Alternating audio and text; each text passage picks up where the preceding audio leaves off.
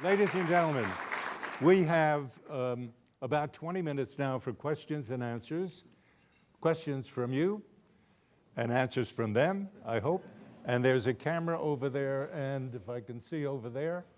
And please, if you have a question, line up. I'll try to see through the haze, but I don't know. But there you are. Okay, let's start over there. Please identify yourself, ask a question, don't make a speech. If you begin to make a speech, I'm going to cut you off, so don't. Please, start. Thanks, Dave and Jake, for coming. I'm Tom Risen. I'm with Aerospace America. I jumped in to start the press crackdown, but his Justice Department could be even less sympathetic than Obama's to the press. How can we protect the rights of smaller outlets who don't have very deep pockets to defend themselves, like whether they're subpoenaed or sued by someone, or if they're detained at a protest? Like here at the inauguration protests, a group of protesters and reporters were surrounded by police. The larger established reporters were allowed to go from, news TV news and whatnot, and smaller outlets were detained with some of the protesters, like from Vocactive. Okay. And not only that, the reporter from Vocactive was discouraged from telling his story. He had to quit his job to tell that story. That's like self-censorship. So even if Donald Trump doesn't do anything to sue reporters, he is emboldening this culture of fear against the press. How do we assert the rights of smaller outlets? A very good question, and I thank you. David, you want to start? Well, I mean, that is a question that weighs on me a lot because, people that don't have Jeff Bezos or CNN behind them, it's a much more, even if all you're doing is paying your bail, if you're paying a lawyer for a criminal case like that. To me, the answer has to be both a lot of coverage from us, from the big outlets, but also people like the Reporters Committee for the Freedom of the Press, Committee to Protect Journalists, these organizations that are there to protect the legal rights of journalists who don't have a big organization behind them. I think those are great organizations, and I hope that as journalism, parts of the journalism world make more money, those places can get a little bit of that and serve to protect everybody else. It's really part of the concern behind the questions that I asked you earlier. Because we want to feel that journalism does have brighter days, but to be part of a large organization, you're protected to that extent. But this gentleman's question, I think, is so real because it cuts to all of them without so much money and political power. Yeah. I think one of the things for people to keep in mind is it's never been easier to reach out to people who have platforms like me or David. It's never been easier to reach us on social media, on email, on phone even. I remember, I know that I have like 1 million followers on Twitter, and I know that if I tweet something about a story, it will get attention from people, whether it's about a controversial person saying something heinous and who's about to speak at a major political conference or something else. Those arrests, I know I tweeted a few stories about those arrests. Reaching out to people like us who can make sure that it's covered or even just tweeted about is always helpful. And I know David and I are always out there, and there are lots of us in the media, with big outlets who are trying to help and look out for people in smaller outlets, and just keep us informed as much as you can, and we'll try to have our eyes open. Please. Hi, I'm Andrew Craig. I'm an investigative reporter and author here in Washington. My question is for Mr. Tapper, who I'd like to thank for such a great discussion overall. Since last spring, I've had a puzzling question for you that arises out of an investigative story that a member of the press club here broke last April.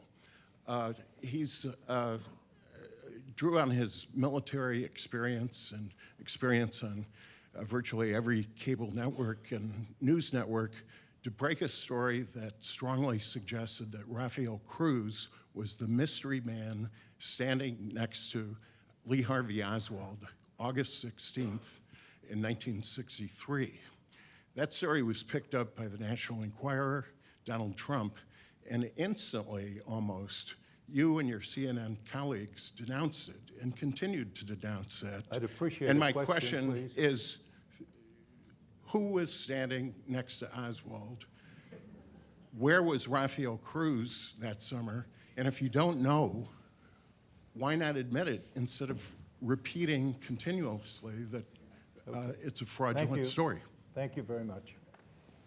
Jake? You want me to answer that? Okay. Rafael Do it Cruz. briefly, if you can. Rafael Cruz says it was not him. Rafael Cruz, at that point, had fled Cuba. I believe his sister had been beaten by the Castro government.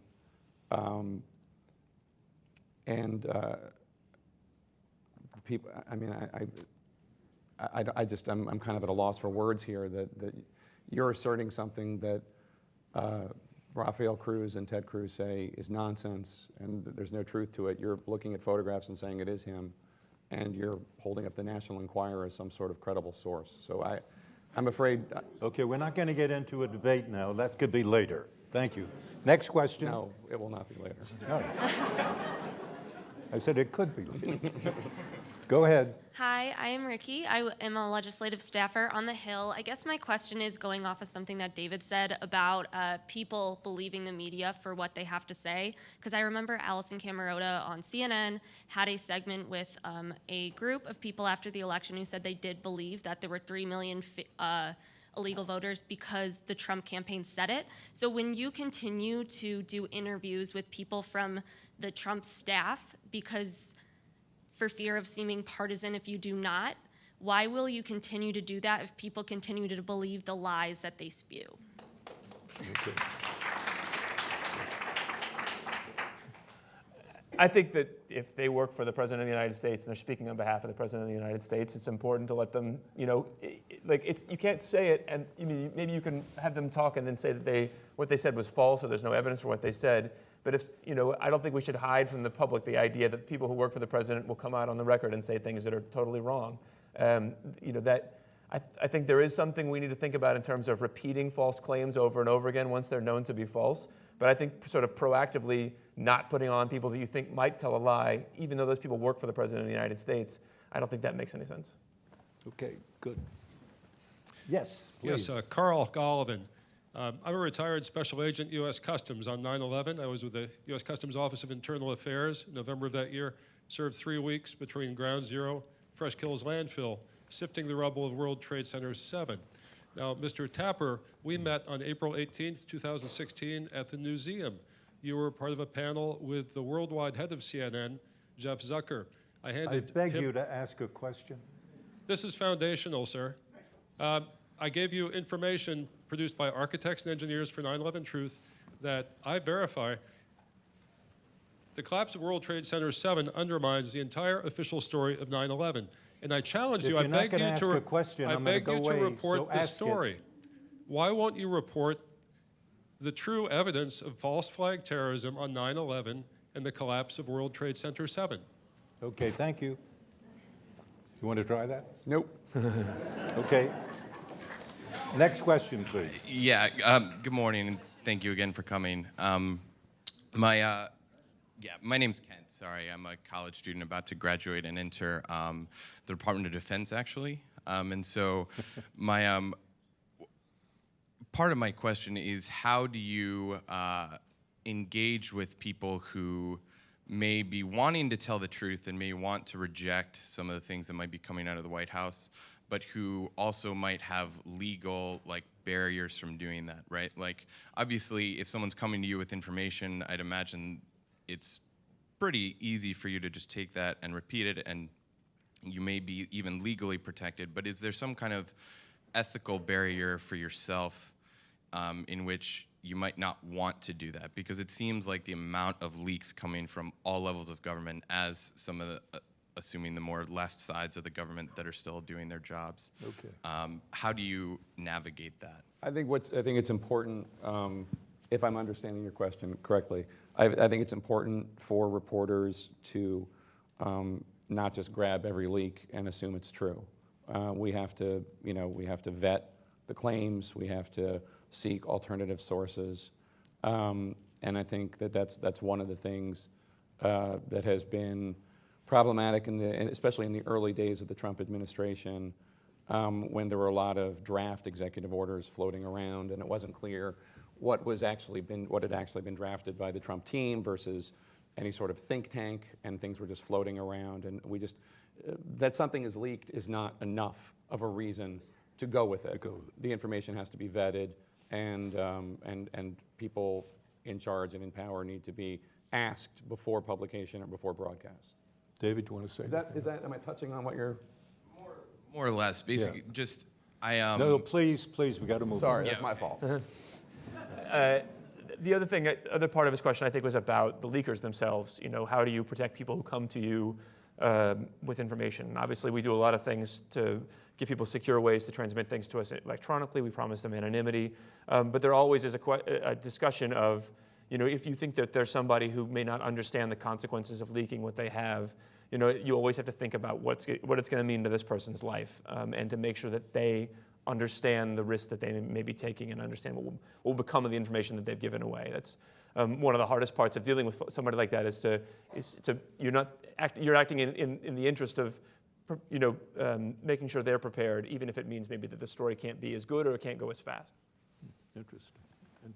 Hi, I'm Sandra Yes, Abrams. please. I'm a member of the press club. Tangential to all of this Trump and the media is what Tillerson is doing over at the State Department, and not having media there and not taking questions from the press. Can you talk to that issue, as well as what impact that's having on reporters, and what can the media outlets do about it? Thank you. It's been question. problematic, Secretary of State Tillerson's behavior and attitude towards the media, to say the least. Bringing one select reporter from a right-leaning outlet on his first trip. There was a pool reporter on his next trip that was good, but it was only one. You know, I think there are a lot of people who were hoping for better from Secretary Tillerson, I think it's something that the United States media is going to have to continue to push him on and pressure him on.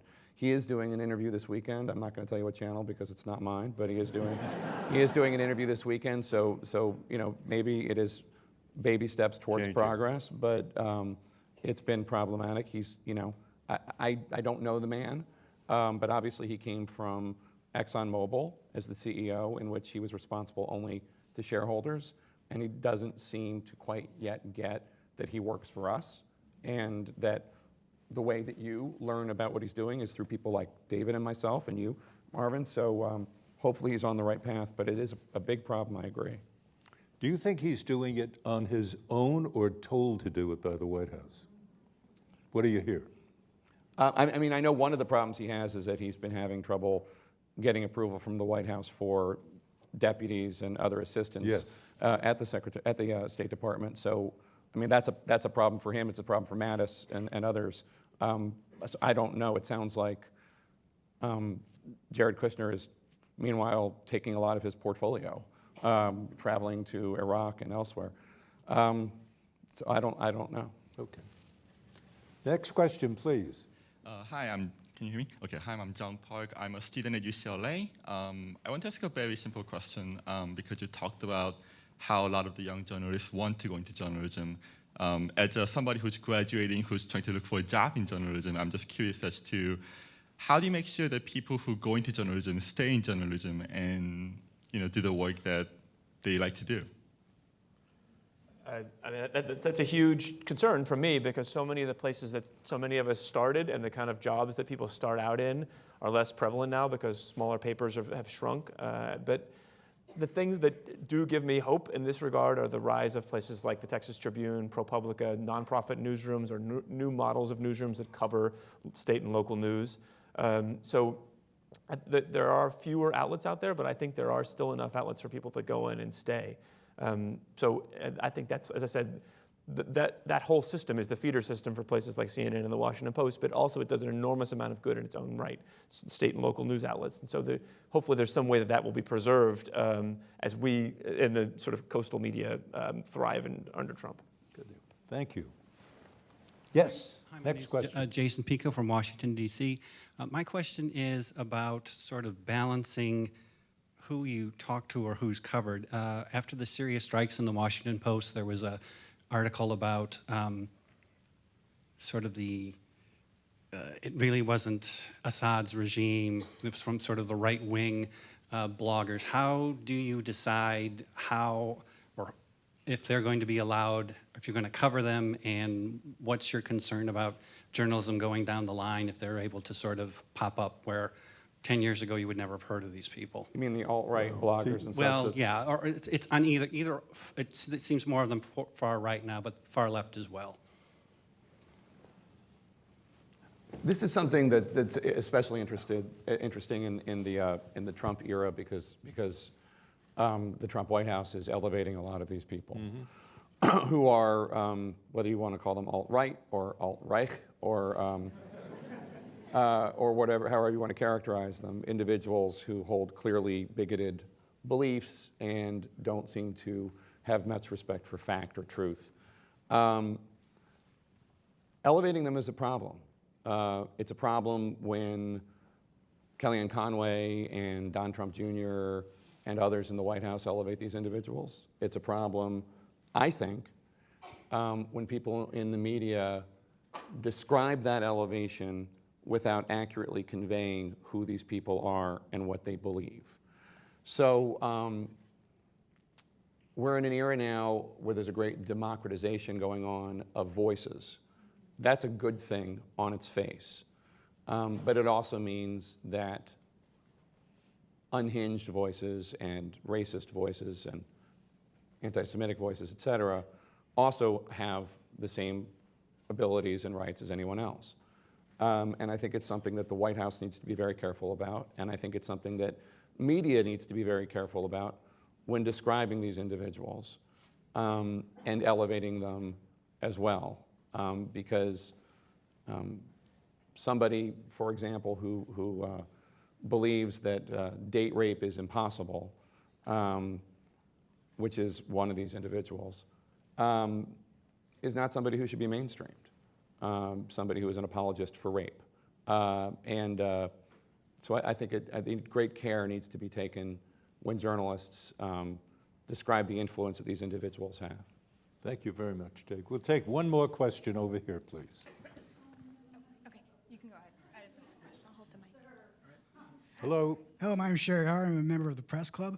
I was wondering if, as more traditional journalists, you feel an obligation to, nip these kind of internet conspiracy theories in the bud before they reach a critical mass, as in, the Comet shooter and Pizzagate. I did that. I think it's I think the Pizzagate thing is a great example of something that seemed like it could be ignored because it had no basis in fact, or it could be written about only in the smallest terms possible, because you don't want people to read your story debunking it and then remember the original conspiracy and not the debunking. But that the Pizzagate story, I think, was eye-opening to a lot of us, and that it wasn't just people passing it around on their computers. It's this guy who bought a computer like 4 days before, then got his gun and decided to come investigate himself. So I think that was a eye-opening moment for us in Washington since he came here. And I think we're trying to figure out how to cover these things in a way that we're not just repeating the lie and spreading the lie as we try to debunk it. That, unfortunately, puts us out of time, and I'm really sorry about that, and I apologize to the people who are waiting to ask questions and didn't get a chance. So forgive me, bad management of time. But thank you all very much for being with us. And once again, thanks to you, David and Jake. You're both absolutely terrific. Thank you.